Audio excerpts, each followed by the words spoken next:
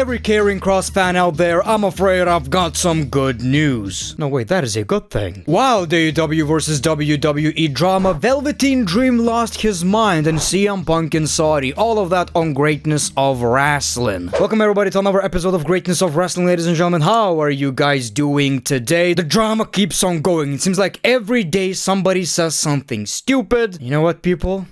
Bring your teddy bears. We're gonna have a tea party. The rise of Karrion Kross is insane. Finally, he connected with the audience after so many years of just kinda being there. We always knew he has potential, but here's the harsh reality of professional wrestling, my people. You don't wanna hear this, but a perfect example is Jey Uso. Is he the greatest wrestler in the world? No.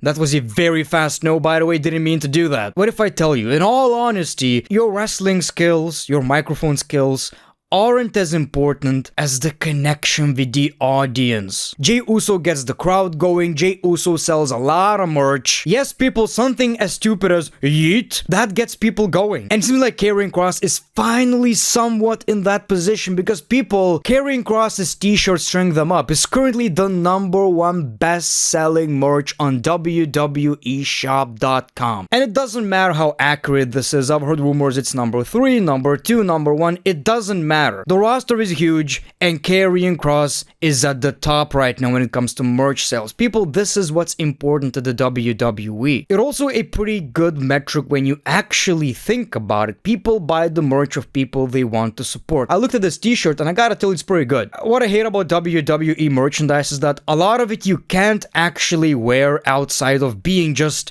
a normal dude and not a professional wrestling fan. This is one of my favorite WWE shirts ever, and it's actually a good example of merch you can actually wear outside of just a wrestling event. Even then, I actually had this shirt, and when I was 16, I believe, I wore it to school. One of my classmates asked, "Is that a swastika?" But all in all, great shirt, and Karrion Kross's shirt fits that category. This is what matters to the WWE, people, and as a fan, you should be excited. I know it may sound unfair that, we're not judging wrestlers based on their wrestling skills or microphone skills. This is how it works, and when it comes to Karrion Kross especially, I'm very happy he's finally going to get that upper. I'm sure something big is happening with him at this point. For the biggest Karrion Kross fans out there, I would suggest you buy that merch. It's literally one of the biggest ways you can support a professional wrestler. He also uploaded a documentary which is already sitting at 347k views, which is a lot for a pro wrestling video by itself. It's not uploaded to WWE's YouTube channel, so that is a very big thing right here. And also, he's not a main eventer, so the hype is real. Barely any screen time, and he's one of the most interesting superstars on the roster. Almost 2k likes. This kind of shit motivates me. One promo, and everybody suddenly cares about the guy. I'm not saying he wasn't doing a good job before, but with this promo, he basically said, yeah, you should probably pay attention to me. It's kinda wild that in professional wrestling, a lot of times it's not the professional wrestling things you do that gets you over. It's when you actually, I don't want to say expose the business, but when you break the fourth wall. It's kind of crazy, and the question always is, where do you draw the line? In this documentary, he said, I'm not a guy that thinks, oh, the grass is greener on the other side, let's get out of here. I don't do that in life. The grass is greener on the other side? That. Water your grass. Mow your lawn, okay? Get some fertilizer. We stick around. That's what I do. Until the grass gets real green, or maybe I die in the weeds, but I give it everything I've got when I make commitment to a person, place, or thing. As long as that commitment is reciprocated, I stick around. I believe in loyalty, even to a detriment. So you want my flaw? There's my flaw.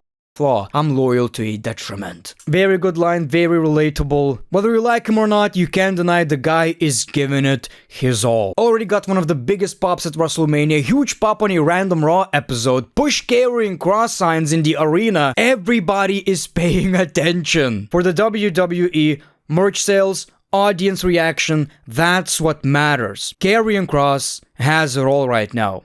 Triple H, it's time for that push. Oh, and WWE fans, obviously keep doing that shit. Now it's up to you. Velveteen Dream is losing his mind. I don't want to get into the controversy. I didn't pay too much attention to what he did, what he didn't do. I have no idea. All I know is this is not the way to respond. Because wrestling is fake. Oh, no. It makes sense to me that people So first lie.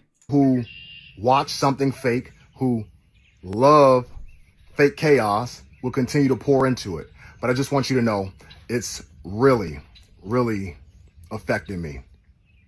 And since I have been affected, I only feel that it's right that I affect you back. No.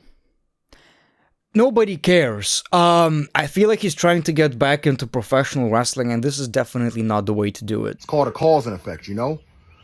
Because if Patrick Clark can't have pro wrestling, I don't think anybody should. Again, I would probably disagree. And is he trying to be John Cena right here? Is he basically trying to do the same gimmick? I think I'll keep my wrestling, Patrick. I don't think that's gonna change anything, honestly. You know, they're going so far as to compare me to Chris Benoit. Chris Benoit. They call me the most hated man. I have no idea who that is. I think he meant Jericho. And loop me in with Chris Benoit. Chris Benoit is a killer. I'm not a killer. But don't push me. Was that a threat? Was that... What the fuck? I'm not a killer. I would never kill nobody, but don't push me. Because if you push hard enough, shit comes out. I'll kill pro wrestling for you. Velveteen Dream, that third eye, it wasn't just a gimmick. Patrick Clark has seen a lot, and I know a lot, about people you love, people you're still watching on TV today. So the choice is yours, and you've already made it. So he's basically, it seems like, threatening to reveal a lot of information about current WWE stars and shit, and he just looks like one of these celebrities that completely lost their minds, you know, got out of jail, started releasing a bunch of shitty-ass videos. I'm gonna ruin pro wrestling for you. I really doubt that. I'm gonna make sure that I expose the business. You already said it's and fake, hopefully, which is a lie. None of us can have pro wrestling. So this is a wrestling promo, but there's a lot of truth in that. Like, he's frustrated as hell, you can tell. This is not the way to do it. This was creepy. This shit's creepy. Like, imagine hearing this at 3 a.m. Turning your accusations into a storyline. What are we doing right here? Who is going to sign you, brother? It is a sad situation, people. He was one of the biggest stars at one point in NXT and even got endorsed by John freaking Cena. But bro really uploaded a video by saying, I'm not a killer, but don't push me. AEW versus WWE is going wild. What happens, people, when wrestlers turn into Twitter marks? The lowest of the lowest. People who are such big wrestling fans, they hate everything about professional wrestling, and they'll watch wrestling with you and blame you for actually enjoying what you watch. They love WWE or AEW so much, yet they don't really, and also hate watch the other company they claim to hate. It's all about that engagement, people. It's all about that Twitter money. Are these 80 cents worth it? I don't know. Ricochet has one of the worst Twitter accounts I've ever seen. Boy always crashing out, always responding to everybody, and that shit happens. I've done that so many times. If somebody like me could get some comments that like piss me off sometimes because I know it's not true and you're making shit up, I get that. Sometimes we have these crash out moments and we, you know, respond to things we probably shouldn't, but Ricochet is doing that every single day. Somebody said Joanna is the best young prospect in wrestling and don't come in my replies talking about some random nobody. Ricochet said I'd squash him. So that's how it started. Obviously Ricochet doing Ricochet things, but Joanna decided to respond. Why would you do that? You have a position in the WWE. You're one of the biggest rising stars. Why would you waste your time on X? Again, I understand, sometimes that shit happens, but maybe that's why he deleted those tweets anyway. My bad, I just got done training at the Performance Center under Shawn Michaels, something that you don't have or do, but I bet your brown egg-ass head would squash me if Tony told you to. Why everything is capitalized? Who writes like that? Brother, I was learning from Shawn Michaels when you was like 12, then went on to become multiple-time champion. Let me know when you win one, little buddy. And yeah, if Tony asks me, I'll definitely beat ya. Also, by just simply mentioning my name, this is your most engaged with post. You're welcome for the exposure, kid. I hate everything about this. Why are they acting like Twitter nobodies, man? Holy shit. You learned from HBK when I was 12 and became a multiple champion. Now, you're wrestling in front of 2,000 people every week for a craghead. Talk about an upgrade, am I right? And then the whole conversation got really boring, but yes, he possibly burned a bridge with AEW. Yes, he called Tony Khan a craghead. And yes, all of this is so freaking stupid. What is this even all about? You're both great wrestlers, really talented individuals. Why are you acting like 12-year-olds on sugar? Tony is a bit of a meme, but also one of the nicest human beings in pro wrestling. We make jokes about Tony, it's all good. But brother, you're not Randy Orton. I hope it's not the case. I wish you nothing but success. You're a great dude. But this happened after all the WWE releases. What makes you think WWE can do something crazy and release your ass? Matt Hardy, somebody who has a lot of experience in pro wrestling, switching companies and all that, actually had a great advice for, something like this. Learn how to shut the hell up and just worry about what you're doing. Speak positively and stop talking negatively about other places. Because if you do get to that point where you do get released and you're gone, then you've kind of screwed yourself up from going somewhere else. Pro wrestling is a small world in the big scheme of things. Don't burn bridges before you have an opportunity to go somewhere else just in case. If you're a wrestler, if you're a performer, be better than that, be smarter than that. And learn how to just talk about the things that are positive, the things that you like, and let your grievances go. The best thing you can possibly do is if there's something you don't like, just shut the hell up about it. I get it, everybody who gets released is frustrated. But when was the last time getting released, talking shit about a company did you anything? I know shit's unfair, but pro wrestling personalities, for your own sake, whether you're working for the WWE, AEW, neither of these, don't burn bridges with any company unless that's something you really want to do and you're a megastar and can get away with it. Let's talk about CM Punk. You probably remember this tweet. CM Punk does not want to wrestle in Saudi. But people, I think we're about to see a lot of CM Punk is a hypocrite tweets. I don't give a shit.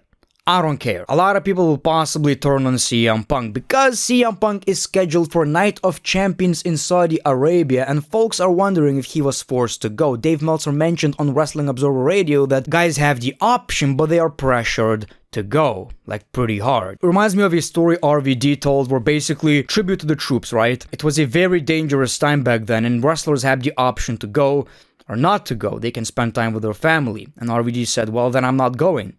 And Vince McMahon said, it's optional. Yeah, I'm not going. It's optional. Somebody like CM Punk can probably get away with it, but a lot of these people, whether they want to go or not, are gonna feel that pressure because who knows, maybe egos will play and maybe if I don't do something that the company wants me to do, I'll lose my push. But I'm not even sure if I believe these rumors, people, because there are no posters of Night of Champions with wrestlers yet. Maybe somebody is just talking out of their ass. But people, that's all I got for you today. Like I've said, greatness of wrestling is going to be a regular thing on the channel because a lot of things are happening in pro wrestling and I love talking about it. I love the drama, the tea that pro wrestling has. Sometimes it's even more interesting than the actual product. It's kind of crazy. Thank you for watching The Great One Piece. Love and hugs. It's been a pleasure.